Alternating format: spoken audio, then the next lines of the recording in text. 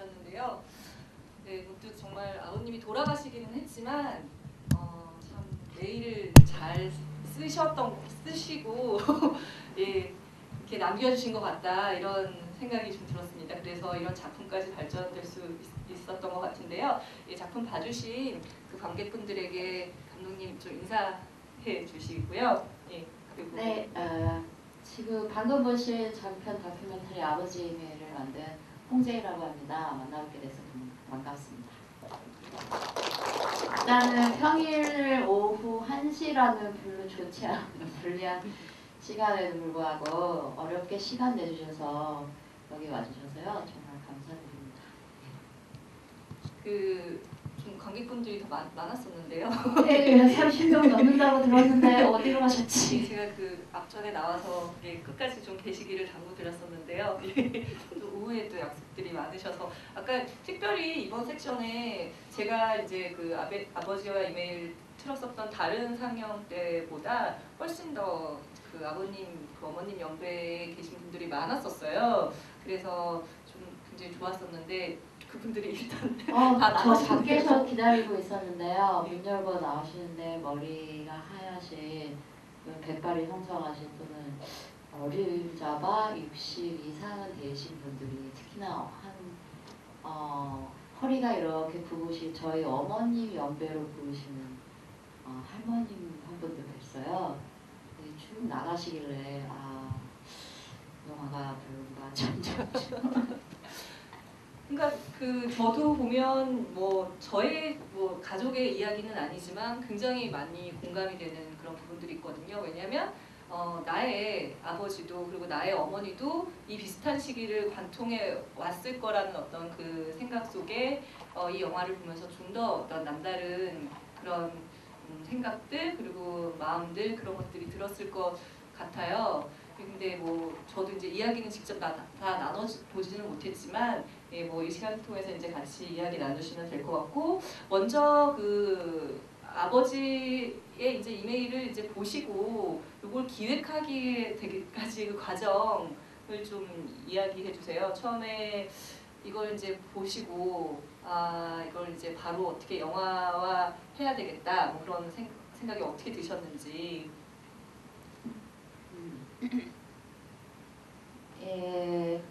일단은 아버지가 돌아가시기 전에 제가 영화 한다고 이렇게 설치고 다니긴 했는데 영화학교 졸업한 이후에도 별로 심통치가 않았어요. 그러니까 영화라는 게 사실 직장 다니면서 월급이 탁탁 나오듯이 하는 일도 아니고 어떻게 보면은 아버지나 부모님 눈에는 할 일 없이 시간을 축내고 나이가 먹어가는 한심하고 걱정스러운 딸이었을 것이고 2008년에 돌아가신 봄이었던 것 같은데요. 집에 갔을 때 뭘 하는지 밥을 먹고 사냐고 하시면서 영화를 한다면서 영화 한 편 제대로 찍지 않느니 너 차라리 네 아비의 인생을 영화로 만들어봐라 라고 지나가는 식으로 한번 얘기를 하셨어요. 이제 그때는 이제 한 귀로 듣고 콧방귀 끼고 나중에 아버지 얘기도 한번 찍어드릴게요 이러고 말았었고 돌아가신 다음에 그 생각이 불현듯 났었고요. 두 번째 계기는 이제 아버지가 이메일을 실제로 보내셨기 때문에 돌아가신 이후에 이제 이메일을 꼼꼼히 행간마다 차근차근 43통을 읽어가 내려가면서 그때 사실 두 개가 연결이 됐어요. 이거 반드시 영화를 만들어야겠다. 나만이 할 수 있고 내가 해야 되는 일이다. 가족 중에서 왜 나한테만 이메일을 보냈을까? 나한테 뭔가를 아버지가 원하신 게 아닐까. 그런 제 자신이 그냥 저한테 하고 싶은 얘기일 수도 있고 제가 굳이 그렇게 생각을 하는 걸지도 모르겠지만 소명을 실행한 사명감 같은 걸 받았어요. 그래서 영화를 만들겠다고 이제 술자리마다 이렇게 떠들고 다녔는데 대부분 사람들은 제가 극영화를 했었기 때문에 극영화로 아버지 얘기를 하지 왜 굳이 다큐야 하는가라는 질문을 많이 들었었고요. 왠지는 모르겠지만 이거는 허구로 만들어질 이야기가 아니라 가족 중에는 저도 한 사람의 가족으로 이 이야기 속에 주인공을 담당하고 있기 때문에 저는 이게 허구화된 극장에서 상영하는 그런 영화가 되면 안 된다는 생각이 더 강했어요. 내 자신부터 드러나야 되는 거고 내가 바라보는 아버지, 어머니 그리고 나 자신 내 과거를 우리 가족의 역사를 얘기를 해야 되겠구나.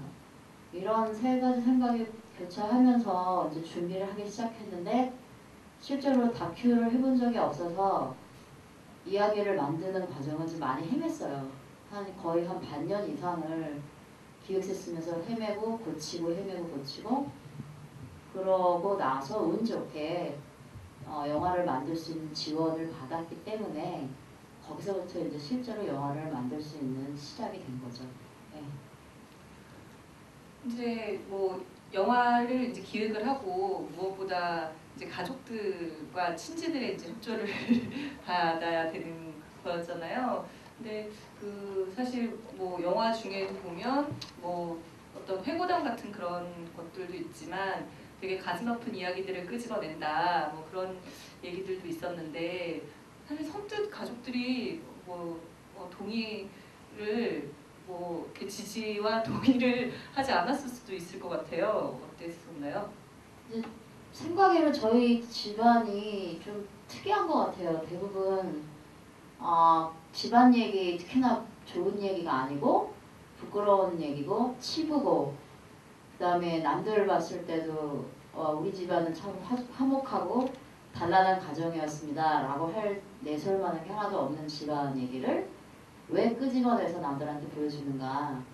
대부분 그렇게 생각하잖아요. 근데 제 동생은 지지해줬어요. 그러니까 아버지 이메일을 어머님께도 보내고 출력해서 줬었고 동생한테도 줬고 언니한테도 보냈었지만 그 이메일을 읽고 가장 많이 아버지를 다시 한 남자로서 자신의 아버지를 다시 생각해봤던 사람은 남동생이었거든요. 동생 같은 경우에는 아버지랑 진짜 돌아가기 전까지 대화는 다녀왔습니다, 가겠습니다 뭐 이런 대사 외에는 건 30몇 년을 대화를 한 적이 없어요.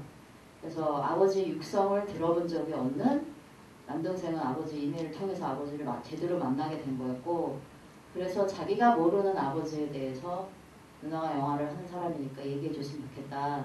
제가 그 얘기를 했어요. 만약에 이게 상영되고 이러면 너는 회사원이고 직장인 다니는데 주변에서 그거 보고 나서 우리 집안의 이런 내용이나 이런 걸 알게 되면 행여 너의 나중에 부인이 될 사람이라든가 애인이 보고서 우리 집안이나 너에 대해서 어떤 편견이라든가 걱정거리가 된다면 괜찮겠니?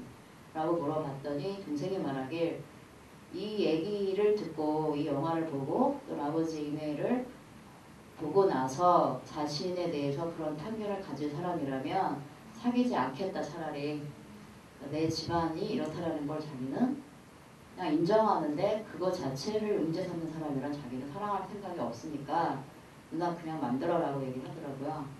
뭐 어머니는 실제로 워낙 연로하셔서 이 영화가 이렇게 만들어집니다 라고 설명을 드려도 정말 어떤 그림으로 나올지 생각을 못 하셨어요. 그냥 아버지 이메일 가지고 아버지의 그냥 삶만 그린다 라고 아셨지 집안의 이런 안 좋은 폭력이라든가 뭐 연좌제라든가 기타 등등 이런 것들이 거론될 거라는 거는 모르셨을 거고 또는 대부분 이제 영화를 만들지 않은 일반인들은 어떤 기획서나 얘기만 듣고서 머릿속에 상상을 하는데 그 상상이 실제로 상영되는 영화랑은 다른 경우가 있거든요. 그래서 어머니는 구차하게 아버지 얘기를 꺼내서 뭐하니 정도로 그냥 투덜거리셨지 굳이 제가 만드는 거를 반대하진 않으셨는데 인터뷰도 사실 어머니께서는 기쁘게 즐겁게 하셨어요. 왜냐하면 집에 혼자 계시는데 저나 이제 촬영팀이 이렇게 매주에 한 번씩 찾아가서 인터뷰하니까 사람 찾아왔다고 오히려 좋아하시면서 이것저것 옛날 얘기 막 털어놓으시고 그 다음에 촬영 감독이 남자였거든요. 꼭 찾으시면서 전화하고 거의 뭐 어린 손자라든가 사이 보듯이 제 후배를 다독이면서 커피 타주고 그 재미에 어머니를 한 몇 달간 인터뷰하면서 즐거우셨거든요. 그리고 언니 같은 경우에는 거의 냉담했어요. 만들던 말던 난 알 바 없어. 그러니까 이 상황은 제가 언니를 인터뷰를 하기 전 상황이에요. 그 인터뷰를 언니를 하러 미국에 갔을 때는 사실 좀 좋진 않았죠. 예. 뭐 거의 사무적이고 냉담하게 네가 어떤 영화를 만들던 집안 얘기를 하던 난 관심 없다. 뭐 이랬었습니다. 그러면 언니도 아버지의 그 메일을 다 정독은 하신 건가요? 안 읽었대요. 아, 그렇구나. 근데 그 이제 말씀하다 보면 이제 동생분은 굉장히 이제 지지를 보내주셨다 그랬었는데 사실 이제 어머님은 그래도 굉장히 좀 즐겁게 인터뷰 하시는 게 이제 영화 속에 보여요. 그리고 그 심각한 얘기를 하는데도 굉장히 사실 약간 좀 이렇게 지난 일이니까 물론 이렇게 웃음도 나오고 그러는데 동생분은 되게 힘들어하고 되게 귀찮아하셔서 그러니까 처음에는 무슨 걸 하든지 지지할게라고 했는데 막상 제가 이제 실제로 영화 촬영 들어가고 인터뷰 하니까 얘가 태도가 돌변했어요. 그러니까 저 이 다큐멘터리나 인터뷰라는 거는 처음에 오케이라고 했다고 해서 약속 잡고 만나러 갔는데 아 미안해 못하겠어도 될 수 있구나. 그러니까 특히나 가족이 그러니까 머리 뚜껑이 열렸다 닫았다 하는데 시간 없다 그러지 바쁘다 그러지 꼭 내가 들어가야지 영화 찍어? 나 빼고 찍으면 안 돼? 뭐 이런 얘기도 하고 그러니까 그런 상황에서 어렵게 인터뷰를 꺼내는데 이제 인터뷰가 한 반년 지났으니까 동생도 이제 그 사이에 어떤 상황이 약간 여유가 생긴 것도 있었고 어떻게 보면 첫 장면에 아 나 바빠 빨리 얘기해 이런 부분은 제 무의식에 얄미워서 넣었을 수도 있어요. 왜냐하면 초창기에 정말 인터뷰 아니라 너무 뭐랄까 심적으로 스트레스를 받아서 뭐 회사 앞으로 와라 뭐 어느 날은 시간 없다 근데 저는 이제 쫓기고 바쁘게 이제 만들어야 되는데 얘는 안 해준다 그러지 가족 중에 동생 하나가 빠진 빈자리를 채울 방법은 없고 그랬었죠. 예. 그러면은 그러니까 촬영은 한 1년 정도 하신 건가요? 아니요 촬영은 1년 아니고요 실제 재현 장면은 어디 보면 재현하는 부분 있잖아요 영화에 그건 몰아서 찍었고요 한두 달 사이에 그냥 몰아서 왜냐면 늘어지면 돈이니까 몰아서 찍었고 인터뷰도 얼마 안 걸렸어요. 그러니까 띄엄띄엄 왜냐면 가족은 그래도 어머니는 계속 집에 계셔서 만날 수 있었지만 언니를 보려면 미국을 가야 되는 상황도 있었고 그래서 그 다음에 이제 일가 친척들 같은 경우에는 뭐 1월에 된다 뭐 4월쯤에 와라 뭐 이러신 분도 있어서 실제로 안 한 인터뷰 자체를 안 한 기간도 있고 그래서 얼추 한 길게 따져도 한 6개월이고요. 중간중간에 옛날 장면들 나와요. 그거는 제가 미리 찍어놨던 거고 그래서 실제로 그러니까 지원금을 받고 사람들과 같이 움직이기 전에는 저 혼자 카메라 들고 찍고 그랬거든요. 그런 것들을 연결하는 거고 그래서 집중적으로 사실 촬영을 했다라고 하는 부분은 한 6개월이 채 못 됩니다. 예, 뭐 그 기간 안에 이제 가족들도 만나고 또 친지들도 만나면서 이제 아버지의 기억들을 이렇게 만나고 그랬는데요. 예, 보시면서 이제 궁금하셨던 내용들이나 아니면 같이 나누고 싶은 그런 지점들이 있으면 예, 말씀해 주세요. 손 들어주시면 예, 마이크 전해드리도록 하겠습니다. 예, 처음 질문해 주실 분은 예.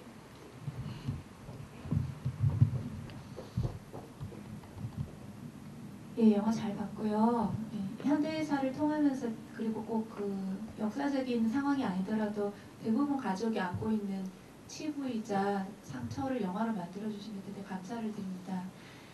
궁금한 거는 두 가지인데요. 그 어떻게 보면 남성 아버지로서의 폭력을 휘두르는 어떤 피해를 가정한테 피해를 주는 어떤 모습으로서 피해와 또 그 사람 한 사람으로서 이해하는 그 피해와 이해의 지점에서 어떻게 그것을 영화에서 가져갈 때 갈등이나 혹은 해석의 틀 같은 거 그러니까 보통은 남성의 폭력성 이렇게 가져갈 수 있는 거 어떻게 보면 한 사람으로서 그런 게 있는데 그거 참 미묘한 지점이라는 생각이 들거든요. 거기에 대해서 가져가신 부분에 대해서 여쭈고 싶고 두 번째는 그 감독의 태도, 화자의 태도가 인터뷰를 하거나 전체적으로 끌어갈 때 약간 다른 가족 구성원에 비해서 좀 튄다라는 느낌이 들거든요. 그러니까 거리를 두고 이제 약간은 여유가 있다기보다는 울는 사람들을 지켜보는 사람, 재현이기는 하지만 그 질문을 앞하는 사람들에게 쿨하게 질문할 수 있는 사람, 어떻게 보면 그런 어떤 카메라의 시선이나 진행하는 면에서 감독이 이 가족의 구성원이라는 느낌 별로 들지 않은, 그러니까 약간 극단적으로 말씀드리면 그러면 그리고 저 같은 경우는 그 아이를 야단치는 언니를 찍는 것을 좀 찍으면서 아 그것이 뭔가 자기적으로 아버지와의 폭력이나 어떤 환경과의 연관성을 지으려고 몇 번을 보여주나라고 했을 때 그것은 정말 해석하기 나름이라 조금 성급한 어떤 것이 아닌가 이런 식의 약간의 거부감도 들었었고요. 그 어머니가 이제 인터뷰하기 싫다라고 했을 때 그 상처를 겪은 사람을 인터뷰하고 대하는 것에서 뭐랄까 그 거리감이 어떻게 보면 상처가 될 수도 있겠다. 그 점에 대해서 좀 의문이 들었었거든요. 그 두 가지에 대해서 여쭙고 싶습니다. 두 가지가 아니라 네 가지가 있어요. 두 번째 거 얘기하면서 뭐 나중에 끝에 두 개는 질문하신 분의 비평이라고 생각하고 굳이 대답 안 하겠습니다. 대답 안 해도 되는 거 헷갈리지 마지만 하시는 거 봐서 왜냐하면 들을 때 열심히 들었는데 까먹을 것 같아요. 저도 까먹을 것 같은데 제가 뭐 최대한 기억을 네. 해서 일단 첫 번째 폭력. 일단은 저는 폭력이라는 부분에 있어서 대부분 우리가 살고 있는 사회는 가부장제 사회이기 때문에 그 폭력이 남성으로서 대변되고 남성으로 치환되지만 엄밀하게 말해서 폭력 자체를 논한다면 그거는 남성과 여성이라는 이성이라고 하는 이분법적 사고로 굳이 표현할 수는 없다고 봐요. 그것이 한 가정 내에서 경우라면 어떤 가해자, 피해자는 있겠지만 그 가해자가 사실 남성일 수도 있고 여성일 수도 있고요. 어머니일 수도 있고 아버지일 수도 있고 반대로 그 자식이 부모에게 가해자가 될 수도 있는 상황이거든요.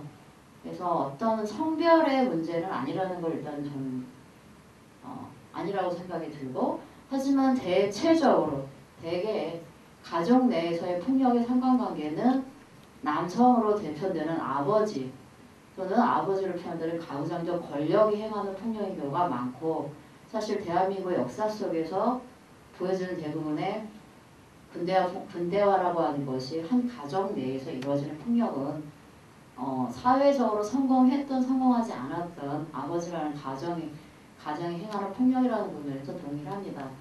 네, 이거 그 다음에 제 개인적인 경험에서는 아버지를 용서했느냐? 아버지로서 제 어린 시절을 돌아본다면 용서할 수 없죠. 어떤 가해자가 기억하지 못하는 폭력이 있을 수 있어요. 근데 폭력이 가장 무서운 것은 폭력을 겪었던 그 몸이 아니라 그 몸을 통해서 불러와야 되는 기억이거든요. 그러니까 기억은 절대로 지워지는 게 아니라고 생각합니다. 그래서 지금 제 자신은 이 영화를 만들기 전부터 사실 아버지라는 한 존재 또는 아버지로 불리는 저희 아버지 남성 용서했죠. 하지만 제가 다시 어린 시절의 기억으로 돌아갔을 때 그 순간에는 용서가 안 돼요. 네, 똑같은 상처나 폭력에 기억이 있는 사람이라면 지금 그 기억 속에서 벗어나서 성인이 되고 다른 인생을 살고 있기 때문에 내 자신으로서 과거 속에 한 그 사람을 용서할 수 있는 것이 다시 제 과거의 기억 속으로 돌아갔을 때 사춘기 소녀였던 제가 또는 더 어렸을 때인 홍재가 아버지를 용서했느냐 그건 아니라고 봅니다. 네, 그런 의미에서 옛날 생각하면 또 울컥하고 분노가 안에서 치밀어 오르고 왜 아버지는 그때 그랬을까라고 하는 증오가 싹 트거든요. 근데 그런 제 자신과 제2의 내 자신이 내가 만들어야 하는 성인으로서 형제가 살고 있는 인생 속에서는 이미 아버지라고 하는 사람 또는 제 아버지를 용서했습니다. 왜냐하면은 제가 아버지가 아닌 걸 확인했거든요. 중요한 건 내가 아버지와 똑같다라는 생각에서 벗어나지 않는 것, 또는 저희 언니 같은 경우에는 그 가족이 싫어서 도피였던 뭐 선택이었던 뭐였던 가정을 떠났지만 항상 자기 안에서 그 폭력과 화해하지 못하면요, 이건 제 경험이기도 했는데 부모와 같이 살지 않아도 항상 반복이에요. 한 뭐 1년 동안 떨어져 있다가 뭐 추석날 인사 차례로 뭐 간다고 쳐요.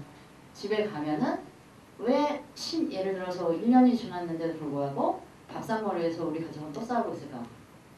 왜 1년 전에 아버지와 지금 아버지는 이미 나이가 들어서 머리도 하얗고 이제는 밥상을 뒤집어 엎을 수 없으며 어머니를 때릴 수 없으며 나한테 손찌검을 할 수 없을 것인데도 왜 별거 아닌 밥 하나 먹는 부분 또는 얘기하다 한순간에 분노가 다시 치밀어 오르거나 또 그 같은 상황을 재반복할까? 저는 이런 경험을 할 때마다 문제는 어디에 있는가? 그게 아직 성숙하지 않고 용서를 하지 못한 거 아닌가? 예전에 용서했다고 믿었는데 다시 또 분노가 울컥하는 거 보면은 여전히 용서는 안 되는 건가? 라고 생각하는데요. 그게 아니고요. 용서는 이해부터 출발한다 저는 생각해요. 진짜로. 왜냐하면 아버지를 아버지로서가 아니라 어느 순간부터 저 사람은 왜 그럴까? 제 아버지였다라고만 계속 생각했으면 용서는 불가능했을 겁니다. 근데 왜 저 사람은 저렇게 살아야 했을까? 라는 생각부터 출발을 했었고, 두 번째, 그렇다면은 나는 저 사람과 무엇이 다른가? 네. 그래서 다른 인생을 살려 노력하면서 이해가 되기 시작했어요. 그 이해가 되고 나서 용서해야겠다. 용서하자 또는 자연스럽게 그냥 용서가 됐어요. 그리고 나서 아버지를 이제 사랑할 수 있겠구나가 된 거였고요. 단 과거의 저로 또는 과거의 기회로 돌아가면 과거의 어린 시를 저는 여전히 용서하고 있지 않습니다. 그것도 제가 극복해야 될 부분이긴 하겠지만 저는 그렇고요. 어머니나 동생이나 언니는 또 저와 다른 치유와 극복과 이해와 용서의 과정을 겪고 있는구나 라는 건 그전에는 이론적으로 머릿속만 생각하다가 이번에 다큐를 찍으면서 새롭게 알게 된 거예요. 그리고 연달아서 그 얘기도 드릴게요. 그 언니 이제 조카랑 싸우는 장면 길게 찍고 반복되고, 그 다음에 이제 상처가 있는 사람에 대해서 그것을 촬영하거나 그런 접근하는 태도를 얘기를 하셨잖아요. 제가 그렇게 생각하고 있기 때문에 저는 그렇게 찍는 게 가능했던 것 같아요. 일단 저의 어머니는 제가 영화를 찍으면서 카메라와 질문을 동시에 하면서 느낀 거는 사실은 걱정이나 우려를 했어요. 이런 질문이 나오지 않을까. 왜냐하면 피해를 받은 사람이 당사자가 객관화가 가능할 것인가.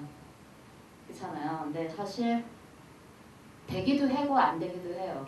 그러니까 객관화가 되는 순간은 제가 감독이라는 자각을 가지고 있을 때입니다. 저는 카메라 뒤에 숨은 사람일 수 있고요. 그 카메라 때문에 제 가족의 문제를 제 가족만의 문제를 아닌 거로 인식할 수 있는 힘을 줬어요. 만약에 카메라가 없이 제가 그냥 제 가족 문제를 상담하는 사람이거나 얘기를 했다면 저도 똑같은 상황에서 또 싸우거나 울거나 뭐 이랬겠죠. 근데 희생당한 사람이기 때문에 객관화할 수 없다라는 얘기는 전 믿지 않습니다. 자, 그렇지 않으면은 이 영화를 다큐를 찍거나 감독이 될 수 없다 생각하고요. 두 번째, 언니 부분은 사실 그러려고 찍은 건 아니었어요. 원래 의도한 대로 찍히지 않더라고요. 그 미국 부분은 전혀 제 의도가 아니었고, 저의 의도는 사실 언니의 속 깊은 얘기를 오히려 들어주고 대화하는 거였지만 그게 사실 연출이었고요. 연출 의도와는 전혀 상관없는 장면들이 연속적으로 터진 거고, 저는 그때 그 인터뷰 빼놓고는 사실 찍은 게 하나도 없어요. 언니의 어떻게 보면 히스테리 이후에 딱 일주일 한 6일 있었는데 6일 동안 하루 딱 인터뷰하고 두 번의 그 언니의 조카에 대한 화풀이. 근데 저는 그걸 뭐로 느꼈냐면 자신을 이해해주지 않고 자신을 동의해주지 않는 여동생에 대한 짜증, 스트레스, 그 다음에 어머니가 와 있는 거에 대한 스트레스, 이거를 조카가 가장 무력하고 약하기 때문에 한 게 아닌가. 그래서 사실 더 마음이 불편했고 어머니는 그리고 나서 우셨고, 그리고 어머니가 저한테 하신 얘기는 우리 둘이 빨리 그냥 한국에 가자였어요. 그리고 나서 사실 찍어온 게 없고 그걸 보면서 한숨이 나더라고요. 도대체 이걸 갖고서 인터뷰를 한 것도 아니고 이걸 갖고 뭘 해야 되나. 일주일 딱 시간이 일주일밖에 없어서 일주일 갔는데 비행기값 날린 것도 아깝고 어떻게 보면 이걸 갖고서 도대체 무슨 이야기를 만들 수 있을까. 그리고 지금 영화에 보이는 그렇게 보이는 것은 사실 그 이후에 제가 연출의 의미와 의도를 찾은 거예요. 네. 차라리 의도였다면 지금 질문하신 것처럼 그런 부분을 찍었었으면 좋았을 거예요. 자매 간의 어떤 속의 아버지에 대한 대화를 나눴으면. 근데 저 역시도 이걸 연출하고 편집하면서 느낀 게 상처가 있는 사람들끼리 대화하기엔 제 자신이 대화하는 방법도 모르고 아직 정말 미숙하구나. 난 대화를 하려고 간 게 아니라 언니를 신문하러 간 거고 언니는 저를 고문했죠. 네. 그 고문은 자신의 아들을 화풀이를 하면서 그 광경을 보고 있어야 될 저와 어머니를 정말 힘들게 했어요. 이런 반복을 표현할 방법은 따로 찾을 수가 없었고 이 문제가 도대체 우리 가족의 일상적인 밥상머리 장면들 중에 하나인데 저는 그걸 묻고 싶었던 거예요. 네. 그래서 뭐 이 정도? 예예. 그 홍재 감독님은 정말 하실 말씀이 많기 때문에 하나의 이야기. 그 두 번째 그 질문에 충분한 답변이 된 것 같아요. 그래서 어쩌면 그 재현 장면에도 감독님이 직접 등장한 것도 그런 게 아닌가 그런 죄송합니다. 생각이 듭니다. 예, 또 질문 있으시면 예.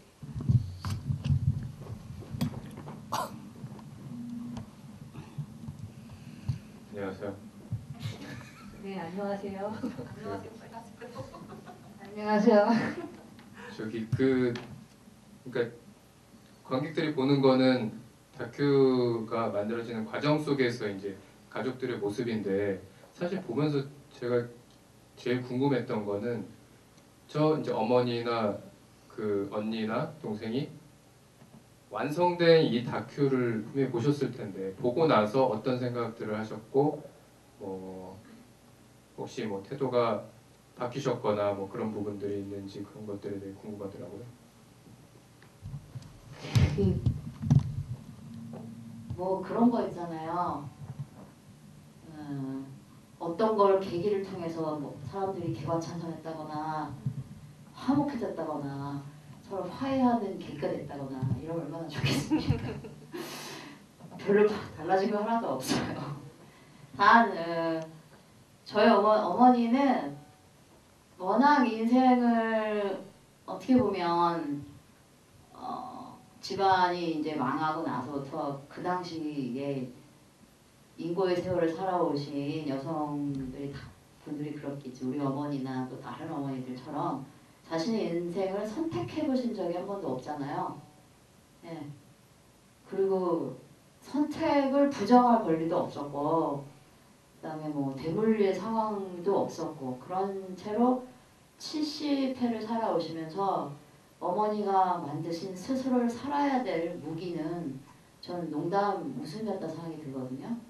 그러니까 좀 이상한 거라고 생각하실 수 있어요. 다큐 할 때 사실 편집장에서 편집 같이 해준 친구가 니네 집은 정말 이상하니까 이러면은 일반 관객들이 보면서 적응 못한다고 어떻게 그런 얘기하면서 웃고 있냐?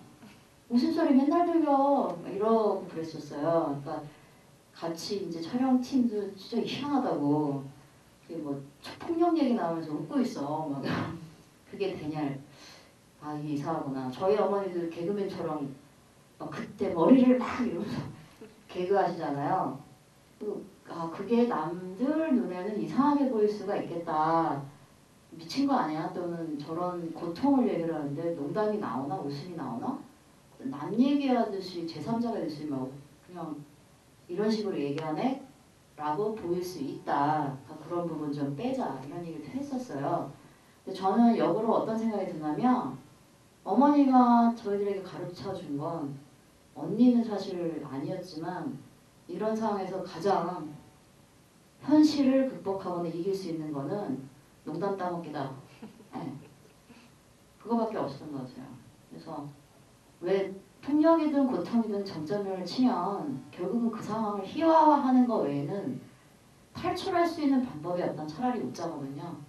그러니까 저희 어머니는 항상 그렇게 사셔서 이 영화 상영했을 때 처음에 작년에 극장에 모셨어요. 극장에도 오시고 서울 독립영화제 때도 극장에 오시고 그랬는데 거의 개그우먼이셨죠. 그래서 뭐랄까 남들이 보면 약간 조증 환자? 네. 그 안에 어떤 슬픔이 있든 뭐하든 간에 거의 주연 여배우처럼 인터뷰에 응해주시고 이러셨어요. 그러니까 저는 오히려 그 모습 속에서 어머니가 미처 얘기하지 않은 고통과 슬픔을 보거든요. 근데 저랑 어머니는 그런 상황일 때 개그합니다. 네, 남들이 이해하든 뭐 미쳤다고 생각하든 뭐든 더 그런 상황일수록 더 해맑게 웃으시고 이런 것 같아요. 어쨌거나 어머니는 영화 보시고 많이 우셨어요. 네. 그리고 당신이 이쁘게 안 나왔다고 화를 내셨고요. 네. 그리고 그 미국 장면 쓰신 거에 역적 내셨어요. 네. 그래서 참 우리 어머니도 내일 모레 가실지도 모르는데 천생 여자시구나. 네.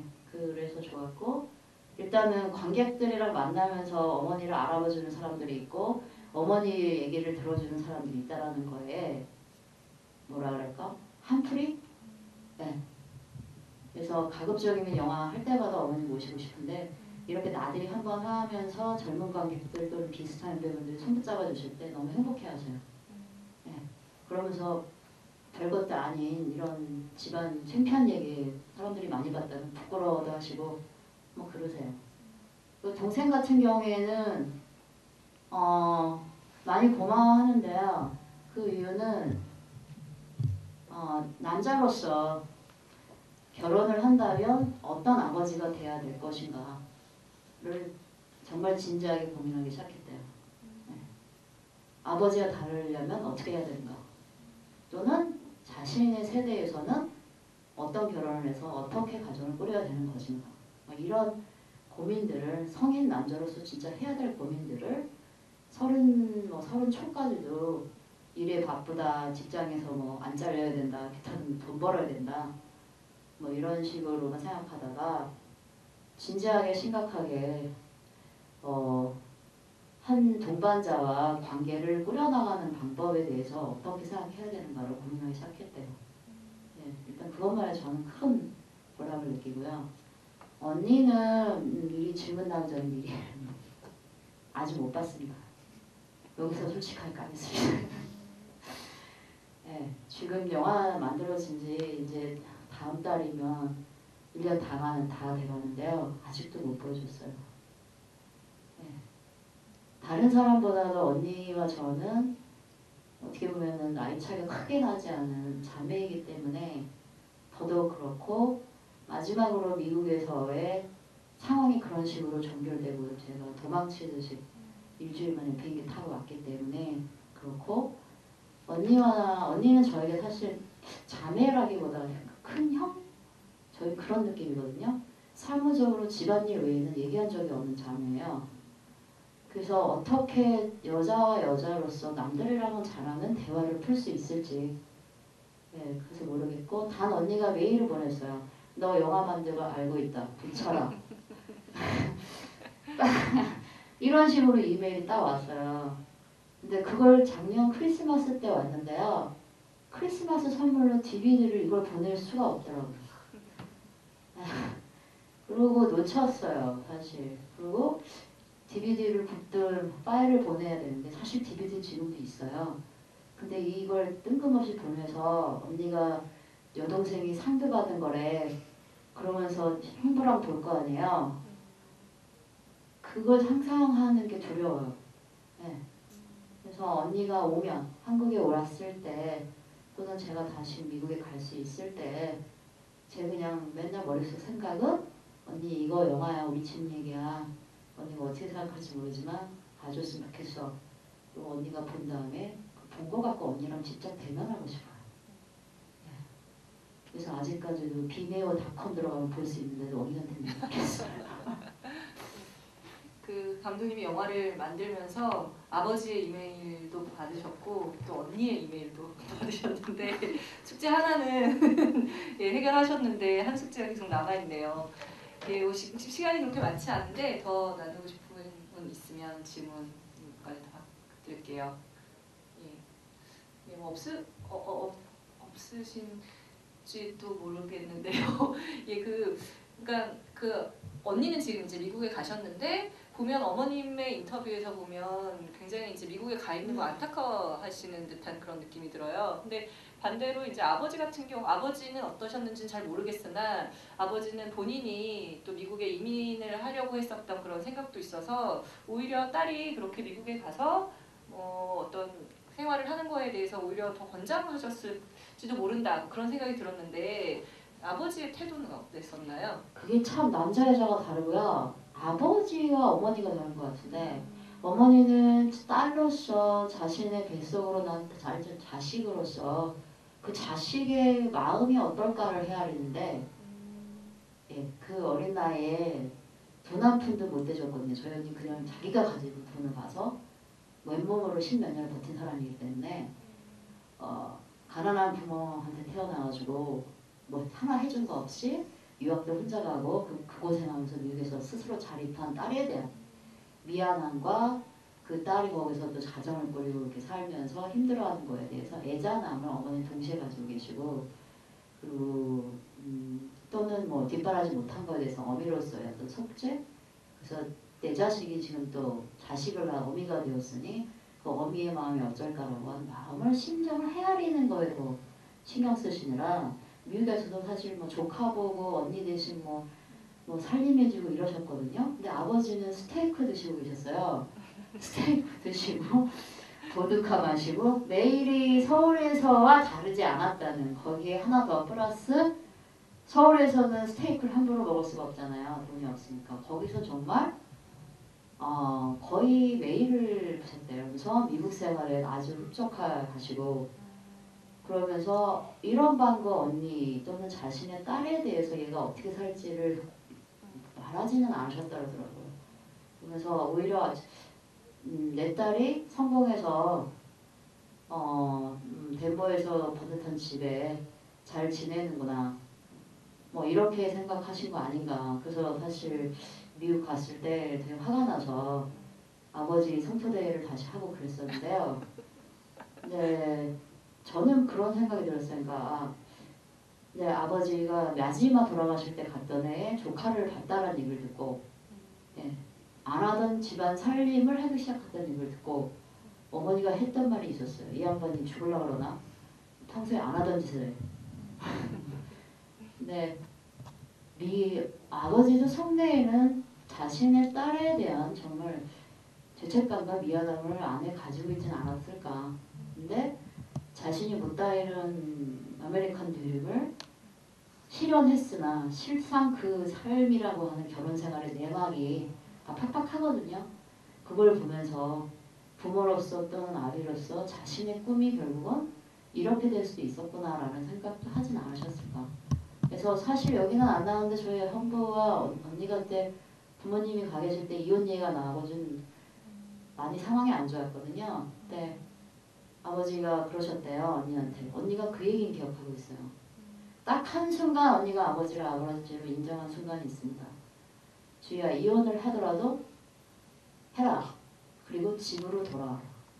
저희 언니가 기억하는 평생 아버지한테 들었던 가장 기뻤던 말은 이혼해서 와라 했대요.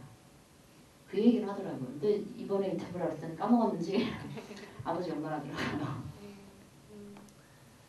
예, 뭐 이렇게 뭐 영화에 이제 보이지 않는 그런 행간에 또 많은 이야기들이 있을 것 같습니다. 뭐 계속 이야기 나누고 싶은데요. 뭐 시간은 그렇게 많지 않아서 혹시 뭐 한 분 정도 더 질문 받을게요.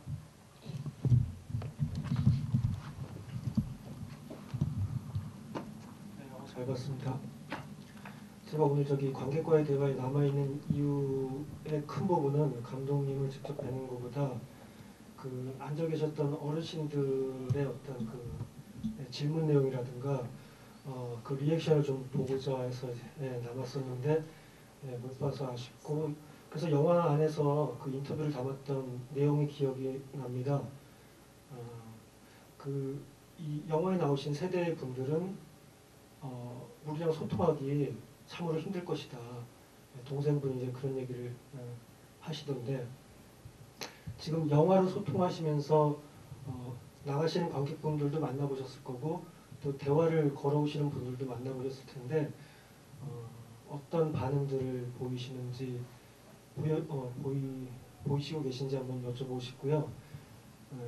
제가 할 수 있는 권한은 아니니까 사회자님께서 여기 남아 계신 연장자분한테 한번 영화에 대한 소감을 여쭤봐 주시면 저는 그 갈증을 좀 해소할 수 있을 것 같습니다. 예, 강력한 요청인데요. 예, 저도 같이 이야기 좀 나눠보고 싶은데 저기 죄송스럽습니다만 저기 좀 뒤에 계신 분이 조금 또 다른 어떤 공감을 가지지 않을까 싶은데 혹시 말씀해 주실 분 없으신가요? 뒤에 계신 분이나 아니면 그 앞, 제일 뒤에 계신 분 어르신 혹시?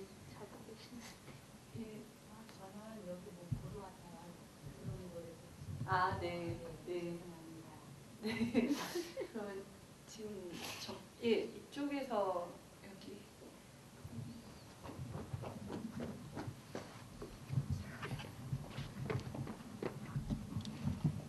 네, 질문은 아니고요. 제 개인 가족사하고도 그 일부분 많이 그 겹치는 부분이 많아서 저는 그 목젖이 자르르 할 정도로 굉장히 그 감정이입이 잘 돼 있어서 지금 질문하고도 좀 버벅거리는데 그냥 소감만 말씀드릴게요. 제 개인사도 저희 아버님도 월남하신 분이고 그 다음에 그 감독님 아버님처럼 그렇게 그 재능은 많이 뛰어났지만 사회와 그 부조화된 부분에 굉장히 아파하시다가 돌아가신 분이었는데 저는 그래도 감독님은 행복하신 분이라는 생각이 들어요. 왜냐하면 아버님한테 이메일을 43통이나 받으셨고 제가 영화를 보고 난 다음에 앞으로 제 남은 인생에 있어서 숙제가 하나 생긴 것 같아요. 그리고 또 궁금증이 하나 생겼어요. 저희 아버님은 어떤 생각을 하고 계셨을까? 그리고 그렇게 월남하시고 이 한국에 남한에 오셔서 적응하시는 과정에 굉장히 말 못한 사연과 그런 슬픔이 많으셨을 텐데도 한마디 말씀도 못하시고 가신 분들이 너무나 많을 텐데 그래도 감독님 아버님은 그 귀한 이메일을 남겨주고 가셔서 참 행복하시겠구나. 그리고 저는 이제 앞으로 저희 아버님이 나한테 혹시 또 아니면은 그 이웃분한테 아니면 또 친구분한테 어떤 말씀을 하고 싶으셨을까? 그런데 왜 못하고 가셨을까? 이런 생각이 들어서 굉장히 절절하고 가슴이 아팠고 그 다음에 이제 커다란 제가 죽기 전까지 숙제가 생겼어요. 그리고 제가 또 제 자신이 굉장히 무능하게 느끼네요. 감독님은 그래도 이렇게 영화를 만드셔서 기록을 남기시는데 나는 아무것도 못하는구나. 근데 저는 이제 감독님 아버님 감독님하고 다른 또 유년의 기억을 갖고 있어요. 저희 아버님은 월남하시고 그러셨지만 굉장히 자식들한테 잘하셨어요. 그리고 자식들한테 뜨겁고 절절한 사랑을 베푼 수혜자가 저인데 저는 아무것도 못하고 아무런 아버지에 대한 그 기억을 후대에 남기지 못한다고 생각하니까 제 자신이 굉장히 제 자신한테 화가 나고 또 정말 이제 앞으로 어떻게 해야 될까 생각을 하게 됐습니다. 하여튼 뭐 두서없는 말씀이지만 마이크 처음 한번 잡아봤고요. 영상 자료 온 지 한 달 반 정도 되는데 오늘 가장 제가 많이 공감하고 그 다음에 굉장히 만감이 교차하는 시간이었습니다. 영화 굉장히 잘 봤고요. 저한테 인생에 커다란 숙제를 남겨주신 거에 대해서 감사합니다. 예, 박수 부탁드릴게요. 예, 저희도 뭐 비슷한 생각일 것 같습니다. 그 관객분들 만났을 때 또 어떤 또 다른 반응들, 이야기들을 주셨는지 그거 말씀하시면서 이제 자연스럽게 마무리하도록 하겠습니다.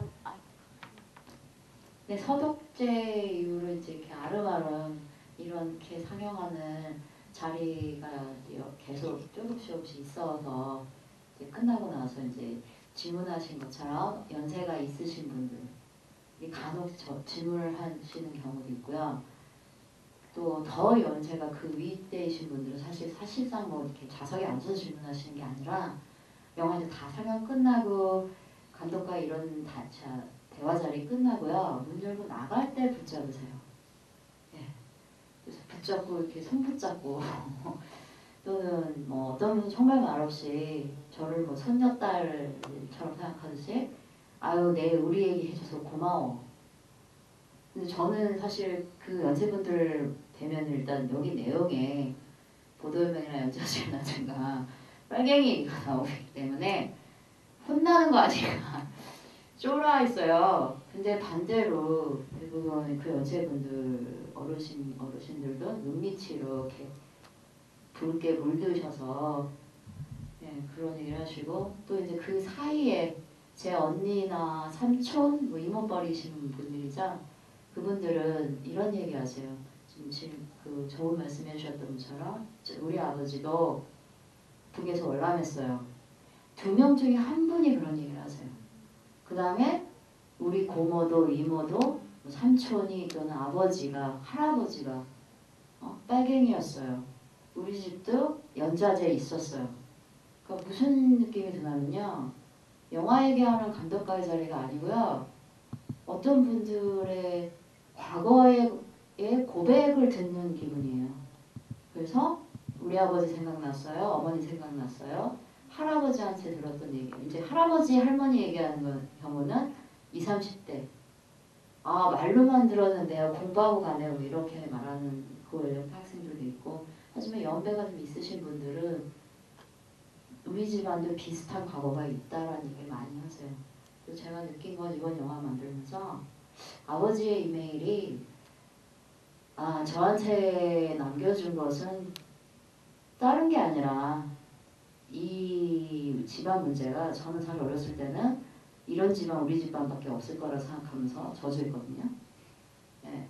그리고 이제 그게 이제 어떻게 보면 응어리진 상처로 끝날 뻔했는데 이 영화가 작년부터 이제 여기저기 가게 되면서 관객들과 대화를 하게 되면서 이런 이야기는 대한민국의 너무나 보편적인 두 집 걸러 한 집이 빨갱이거나 두 집 걸러 한 집이 월남을 했거나 두 집 걸러 한 집이 가정폭력에 시달리거나 두 집 걸러 한 집은 알코올의 문제가 있거나 또는 헤어졌거나 기타 등등의 다 어느 부분은 나와 닮아있는 이야기구나.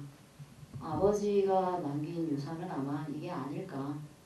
혼자만의 이야기가 아니라 나누도록 길을 열어주신 게 아닐까. 또는 정작 돌아가신 당신이 가장 하고 싶었던 것이 자신의 이야기를 남과 나누고 싶었던 게 아닐까. 그런 소중한 기회를 주셔서 정말 감사드리고요. 앞으로도 이 영화 계속 볼 때마다 남녀노소 연령을 상관하지 않고 저희 아버지가 원했던 그런 얘기를 듣는 자리가 왔으면 좋겠습니다. 예, 뭐 감독님이 뭐 자연스럽게 예, 마무리 멘트 해주신 것 같은데요. 영화가 저는 뭐 이렇게 요즘에 독립영화 개봉을 많이 하니까 개봉돼서 이렇게 저는 이제 보여줬으면 좋겠다. 왜냐하면 이제 이 한국 사회라는 어떤 그 패밀리 전체적인 패밀리에서 이제 저희가 이제 어떤 망각하고 있었던 어떤 지점들 그 부분들을 이 영화가 이제 보여주지 않았나 뭐 그런 생각이 들어서 더 많은 분들이 봤으면 좋겠는데 좀 기다려야 될 것 같고요. 예, 계속 이런 공동체 상영을 통해서 또 상영 중이니까요. 예, 또 다른 분들에게도 많이 알려주시길 바랍니다. 예, 함께해 주셔서 너무 감사하고요. 이 마포 여성영화제는 이후에도 굉장히 좋은 작품들 많이 상영을 하고 있습니다. 예, 그 리스트 보시고 더 보실 작품들 꼭 놓치지 마시기 바랍니다. 감사합니다.